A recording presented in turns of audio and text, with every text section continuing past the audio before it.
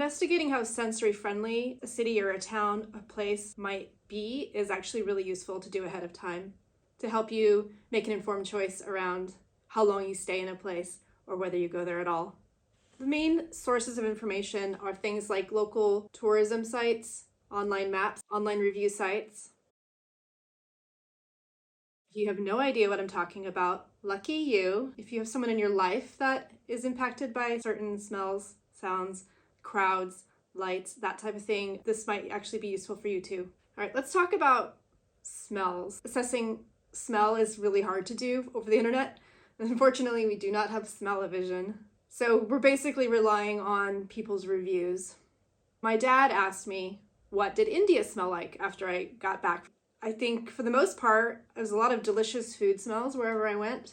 The really lovely fragrant tea that was brought to us while we were working. But then, yeah, there were also some bad smells too. The very worst one, I was at a rooftop restaurant and the ladies' toilets were malfunctioning and they had this electric fan blowing out synthetic lemon scent to cover up the malfunction. It was so overpowering that I unplugged it.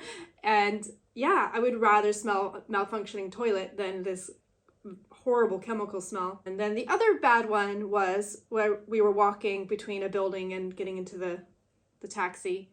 Some guys were spray painting a car in a parking lot. Yeah, that was pretty strong. That really got up the nose. Emma Cruises is another YouTuber I follow. She talks about MSC cruises having a really distinctive smell. I got really curious and I started Googling, and it turns out that they have this signature scent that they use throughout the ship. And it's in the cleaning products, it's in the hand soap, it's in the shampoo that they provide in the cabins. And some people even say it's pumped through the AC system, but I can't verify that. And so depending on the review, people will say it's very lovely, it's pleasant, it's subtle. Other people say it's a lot for the sinuses and it's pretty overwhelming. So again, I think it's going to depend on your individual situation. So that one's pretty well documented. Noise is one of the other big concerns when traveling. Again, you're mostly going to be limited to whatever someone else has captured in video.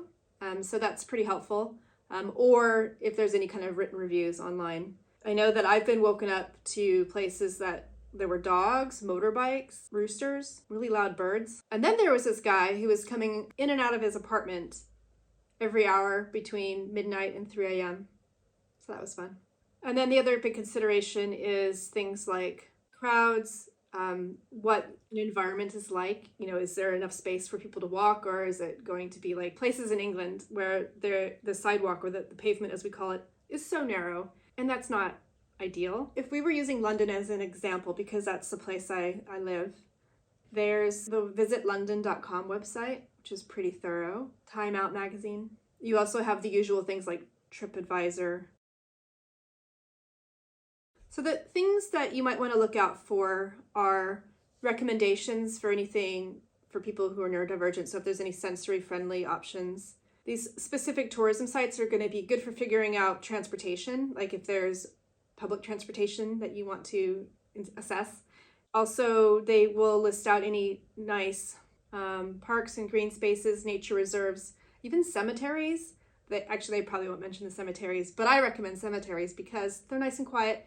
There's benches, you can sit down. Yeah, there's never that many people around that are alive. Use these local tourism sites to check out events as well, because if there's a major event happening, that can have a huge impact on crowds and even like roads being closed off. I know that when I was in Perth in Western Australia, Coldplay was in town the time I wanted to be there, and the hotel prices were suddenly triple the price. And then I knew why. In Cologne, Germany, during their carnival, I was a passenger in a car, and the locals were very, very exuberant, shall we say. And it was a lot of shouting, and people were kind of pounding on the car. It wasn't meant to be nasty, but it was kind of a lot. Had we known, we would not have gone. Looking at the transportation is really, really key. I know for me personally, I don't like riding on the London Underground. It's noisy, it's smelly, it's really crowded. Oftentimes it's humid, or it's too hot. It's just not a nice environment for me, so I'd rather walk or take a bus or even an Uber. Some of you may like to do something like ride a bike. There's bike rentals and there's scooter rentals, so there's other choices, so don't feel like you always have to take the mass transit system. In London, you have overground trains as well, which can be better. Although some of the underground trains actually do end up overground part of the time, much of the time. Anyway, if you're assessing a place, you just want to get a good sense of the layout. Online maps are really good because you can, locate those green spaces. You can locate distances between attractions. You can figure out what route you might take. Google shows how busy a place is, and that's actually quite handy. A lot of people use Google Street View to get a sense of what the walk might be like or between a place. And also you can get to see what the outside of the building looks like, because it's really helpful to know if you're in the right spot. For a lot of places, there's specific transit apps you can use. So that's actually something to find out when you're planning, because oftentimes these specific apps are going to be much more useful to you than something like Google Maps. I know that when I was in Sydney, Australia, they said, don't use Google Maps, use this other app instead. So I was like, okay. Waze is also a really good app for assessing traffic if you're going to be driving. All right, let's talk about review websites. So these are websites where people proactively add their own opinion. So these are things like Reddit, TripAdvisor, Google Travel Blogs. There's probably some other examples. If you see maybe there's a museum, you could then read the reviews and get a sense of if there's any sensory triggers, or use something like ChatGPT and ask it to summarize the reviews for you. So it can't retrieve information off of a page, but you can do a copy and paste of a big wall of text. You can ask it to use bullet points and subheadings. You may also find that there's forums and social media posts that are specific to people who are neurodivergent, and so that also might be a really good source. One thing you can do is find a review, and you can use something like ChatGPT to summarize the reviews and ask it to pick out anything related to smells. Also, feel free to ask people in social media directly for their experience. They might, if they remember, I'm sure they'd be happy to share if they can recall how crowded a place was. One of the other things I've started doing is using YouTube.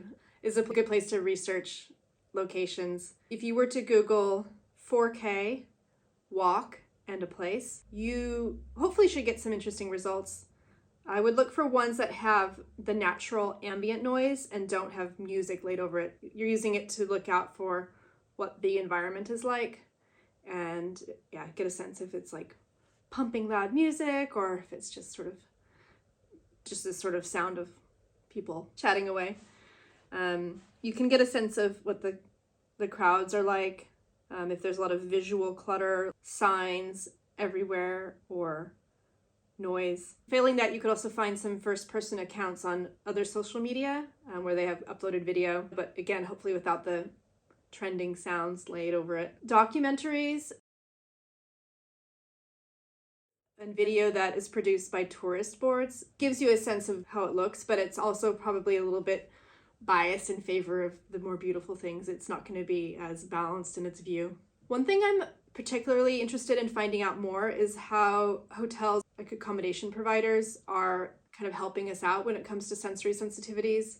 I know that at hotels you can ask to be moved to a quieter floor when you check in, or just a quieter location, perhaps at the end of the corridor and not right by the ice machine and elevator. And I mean, although it doesn't help always, although it's not foolproof, if you make sure you have the things with you that help you cope with all these sensitivities, then, I mean, I never travel without my loop earplugs, and I have some noise canceling headphones that make a world of difference. I don't always wear them, but when I do, I'll have this feeling of, wow, I'm not so stressed, and then I realize it's because I've been blocking out a lot of the irritating sounds. The more you can determine a place's sensory impact on you, the more you can be prepared, and the more comfortable and enjoyable it should be for you. I'd love to hear if you have any other ideas on how to assess the sensory impact ahead of time.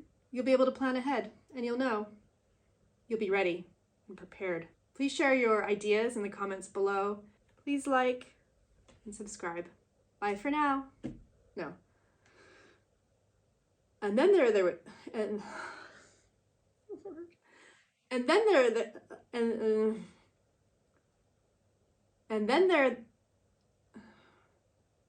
and then there was this guy